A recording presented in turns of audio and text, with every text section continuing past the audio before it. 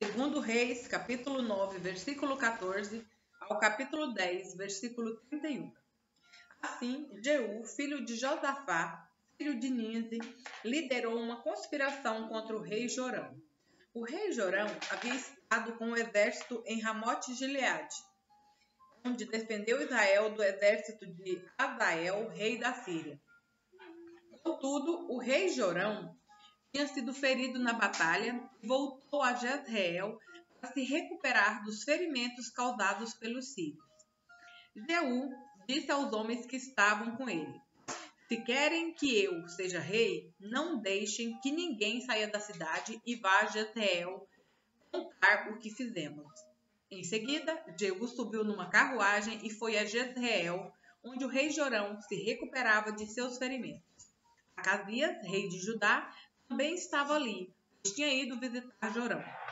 Quando a sentinela na torre da cidade de Jezreel viu Jeú e sua tropa se aproximarem, gritou: uma tropa se aproxima. O rei Jorão ordenou: envie um cavaleiro para perguntar se eles vêm em paz. O cavaleiro foi ao encontro de Jeú e disse: o rei quer saber se você vem em paz. Jeú respondeu: o que lhe interessa a paz? Junte-se a nós.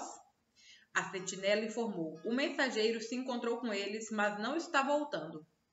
Então o rei enviou outro cavaleiro. Ele foi ao encontro deles e disse: o rei quer saber se vocês vêm em paz. Jeú respondeu novamente: o que lhe interessa a paz? Junte-se a nós. A sentinela exclamou: o mensageiro se encontrou com eles, mas também não está voltando. Deve ser Jeú, filho de Ninsi, pois conduz seu carro de guerra como um louco. Rápido, preparem meu carro de guerra, ordenou o rei Jorão. Jorão, rei de Israel, e Acasias, rei de Judá, cada um em seu carro, saíram ao encontro de Jeú e o acharam no campo de Nabote, em Jezreel. O rei Jorão perguntou: você vem em paz, Jeú? Jeú respondeu: como pode haver paz enquanto estamos cercados da idolatria e da feitiçaria de sua mãe Jezabel? Então o rei Jorão deu meia volta com seus cavalos e fugiu, gritando para o rei Acasias: traição! Acasias! Jeú disparou seu arco com toda a força e atingiu Jorão entre os ombros. A flecha atravessou seu coração e ele caiu morto dentro do carro de guerra. Jeú disse a Bidkar, seu oficial: jogue-o no campo que pertencia a Nabote de Jezreel. Lembra-se de quando você e eu acompanhamos a cavalo o pai dele, Acabe? O Senhor pronunciou esta mensagem contra ele. Assim diz o Senhor: ontem vi o assassino de Nabote e seus filhos. Juro solenemente que o farei pagar por ele neste campo. Portanto, jogue-o na propriedade de Nabote, como o Senhor disse. Quando Acasias, rei de Judá, viu o que estava acontecendo, fugiu pela estrada para Bet-Agã. Jeú foi atrás dele gritando: atirem nele também. E atingiram Acasias em seu carro de guerra na subida para Gur, perto de Ibleã. Ele conseguiu ir até Megido, mas morreu ali. Os servos de Acasias levaram seu corpo no carro de guerra para Jerusalém, onde o sepultaram com seus antepassados na cidade de Davi. Acasias havia começado a reinar em Judá no 11º ano do reinado de Jorão, filho de Acabe. Quando Jezabel soube que Jeú tinha chegado a Jezreel, pintou os olhos, arrumou os cabelos e sentou-se em frente a uma janela. Quando Jeú entrou pela porta do palácio, ela gritou para ele: veio em paz, assassino? Você é como Zinri, que matou seu senhor. Jeú olhou para cima, viu Jezabel na janela e gritou: quem está do meu lado? 2 ou 3 eunucos olharam para ele. Joguem-na para baixo, ordenou Jeú. Eles a jogaram pela janela e o sangue espirrou na parede e nos cavalos. E Jeú atropelou o corpo com as patas de seus cavalos. Em seguida, Jeú entrou no palácio, comeu e bebeu. Depois disse: alguém vá sepultar aquela maldita mulher, pois era filha de rei. Mas quando foram sepultá-la, só encontraram o crânio, os pés e as mãos. Quando voltaram e contaram a Jeú, ele disse: Isso cumpre a mensagem do Senhor, anunciada por meio de seu servo Elias de Tisbe. Cães devorarão o corpo de Jezabel no campo em Jezreel. Seus restos serão espalhados como esterco no campo, de modo que ninguém será capaz de reconhecê-la. Acabe tinha 70 filhos que moravam na cidade de Samaria. Jeú escreveu uma carta às autoridades e altos oficiais da cidade e aos guardiões dos filhos do rei Acabe, em que dizia: Os filhos do rei estão sob seus cuidados, e vocês têm carros de guerras, cavalos, uma cidade fortificada e armas.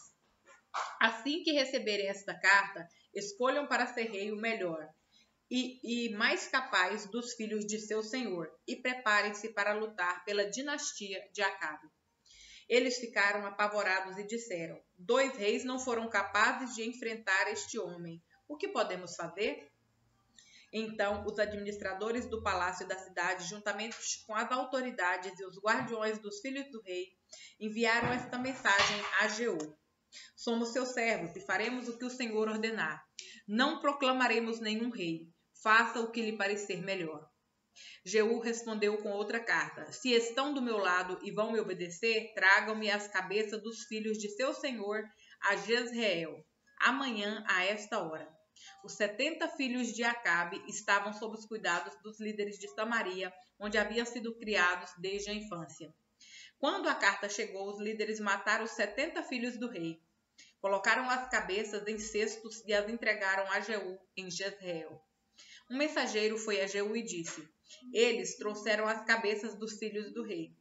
Então Jeú ordenou: Faça com elas 2 montões junto ao portão de entrada da cidade e deixe que fique lá até amanhã cedo. Na manhã seguinte, ele saiu e se dirigiu à multidão que havia se reunido ali.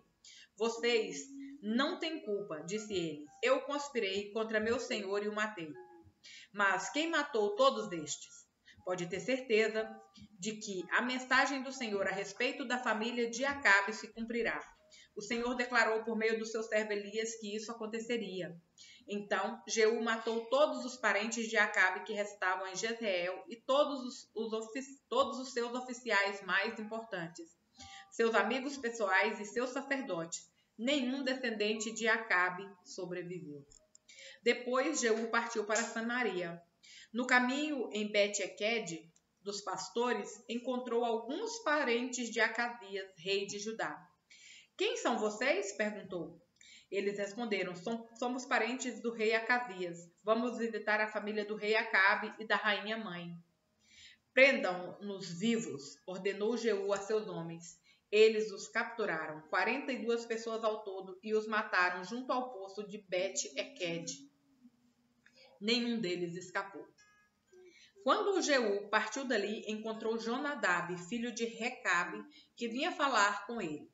Depois de cumprimentá-lo, Jeú lhe disse: Você é leal a mim como sou a você? Sim, eu sou, respondeu Jonadab. Então, dê-me sua mão, disse Jeú. Jonadab estendeu a mão e Jeú o ajudou a subir a carruagem. E lhe disse: Venha comigo e você verá a minha dedicação ao Senhor.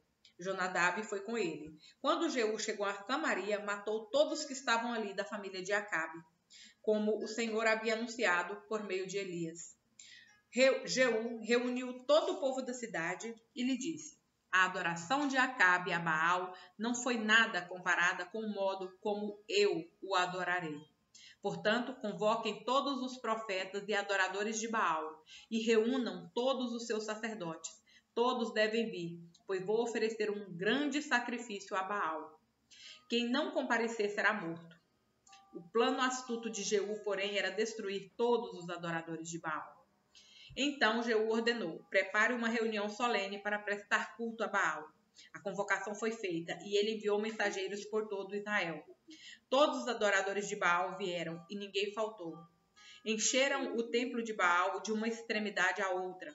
Jeú instruiu o responsável pela sala de vestimentas. Todos os adoradores de Baal devem usar estas roupas.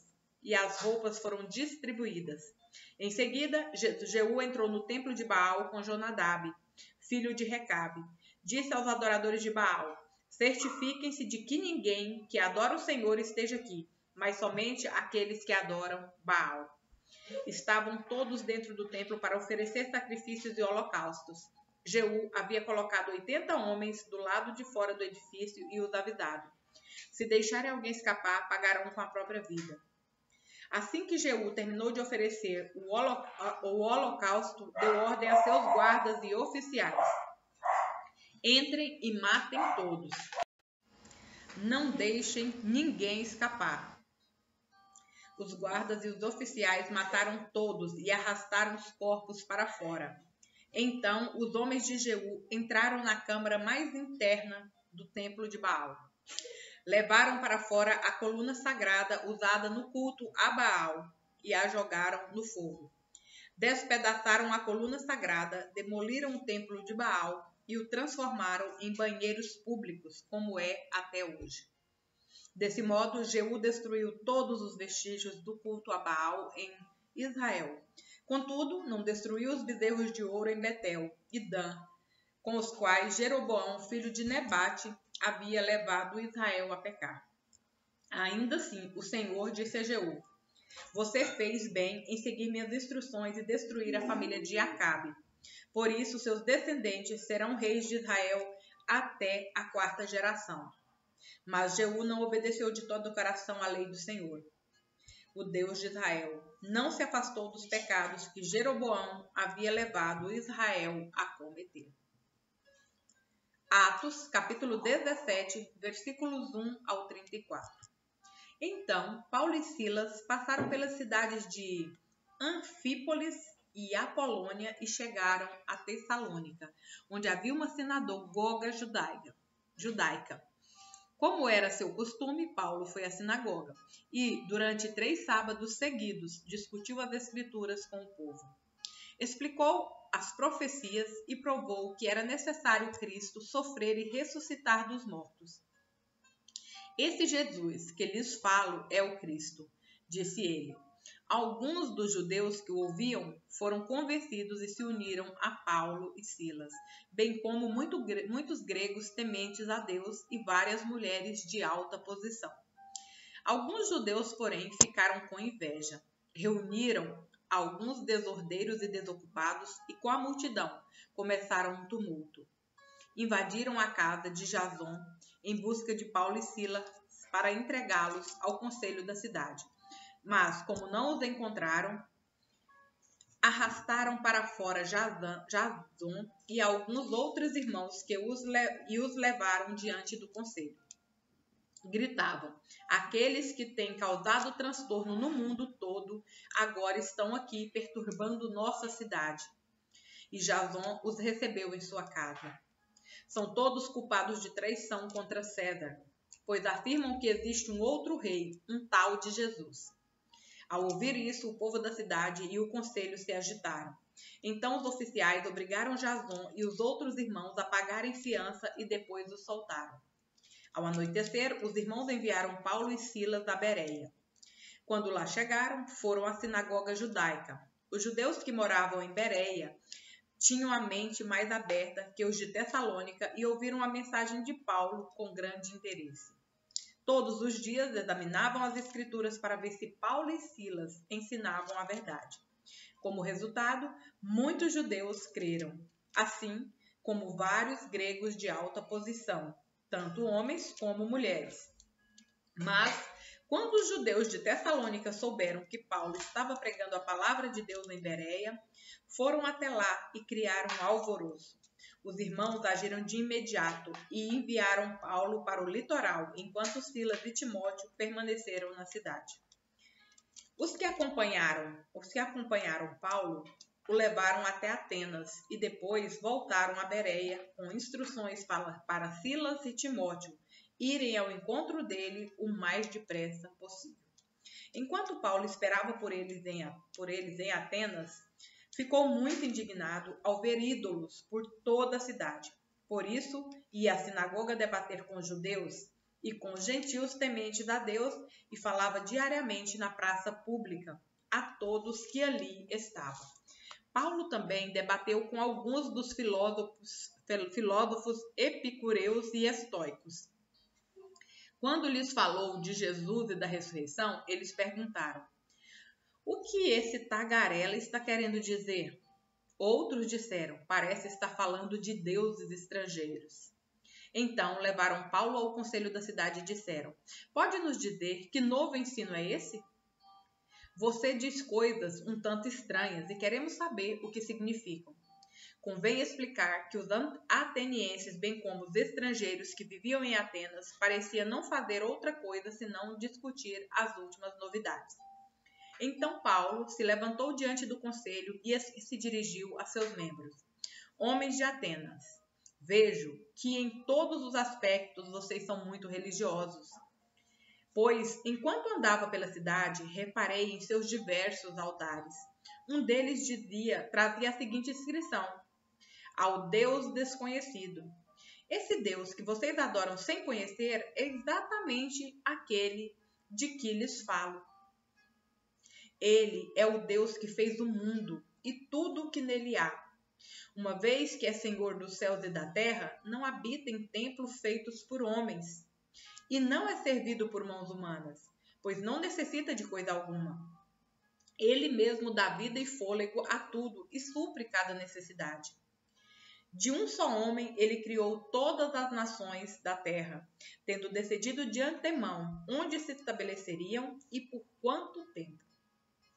Seu propósito era que as nações buscassem a Deus e, tateando, talvez viessem a encontrá-lo, embora ele não esteja longe de nenhum de nós. Pois nele vivemos, nos movemos e existimos. Como disseram alguns de seus próprios poetas, somos descendência deles. E, por ser isso verdade, não devemos imaginar Deus como um ídolo de ouro, prata ou pedra, projetado por artesãos. No passado, Deus não levou em conta a ignorância das pessoas acerca dessas coisas, mas agora Ele ordena que todos, em todo lugar, se arrependam. Pois ele estabeleceu um dia para julgar o mundo com justiça, por meio do homem que ele designou, e mostrou a todos quem é esse homem ao ressuscitá-lo dos mortos. Quando ouviram Paulo falar da ressurreição dos mortos, alguns riram com desprezo. Outros, porém, disseram: queremos ouvir mais sobre isso em outra ocasião. Então Paulo se retirou do conselho, mas alguns se juntaram a ele e creram. Entre eles estavam Dionísio, membro do conselho, uma mulher chamada Damaris e alguns outros. Salmos, capítulo 144, versículo 1 ao 15. Louvado seja o Senhor, minha rocha. Ele treina minhas mãos para a guerra e dá a meus dedos habilidades para a batalha. Ele é meu aliado infalível e minha fortaleza, minha torre segura e meu libertador. Ele é meu escudo em quem me refugio. Faz as nações se sujeitarem a mim. Ó Senhor, quem são os seres humanos para que preste atenção neles? Quem são os simples mortais para que penses neles? São como uma brisa, seus dias são como uma sombra que passa. Abre o céu, Senhor, e desce. Toca os montes para que soltem fumaça. Lança teus relâmpagos e dispersa os inimigos. Atira tuas flechas e confunde-os. Estende tua mão desde os céus e salva-me. Tira-me das águas profundas. Livra-me do poder de meus inimigos. Eles têm a boca cheia de mentiras. Juram dizer a verdade, mas mentem. Cantarei a ti, ó Deus, um cântico novo. Cantarei louvores a ti com instrumentos de 10 cordas. Pois tu concedeste vitória aos reis. Livraste seu servo Davi da espada mortal. Salva-me. Livra-me do poder de meus inimigos. Eles têm a boca cheia de mentiras. Juram dizer a verdade, mas mentem. Que nossos filhos floresçam na juventude como plantas viçosas. Que nossas filhas sejam como colunas graciosas, esculpidas para enfeitar um palácio. Que nossos celeiros fiquem cheios de colheitas de todo tipo. Que os rebanhos em nossos campos se multipliquem aos milhares e até às dezenas de milhares.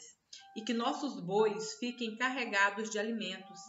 Que nenhum inimigo consiga romper nossos muros, que ninguém seja levado ao cativeiro, nem haja gritos de angústias em nossas praças. Como são felizes os que vivem desse modo! Verdadeiramente são felizes aqueles cujo Deus é o Senhor. Provérbios, capítulo 17, versículos 27 ao 28. Quem é verdadeiramente sábio usa poucas palavras. Quem tem entendimento controla suas emoções. Até o insensato passa por sábio quando fica calado. De boca fechada até parece inteligente.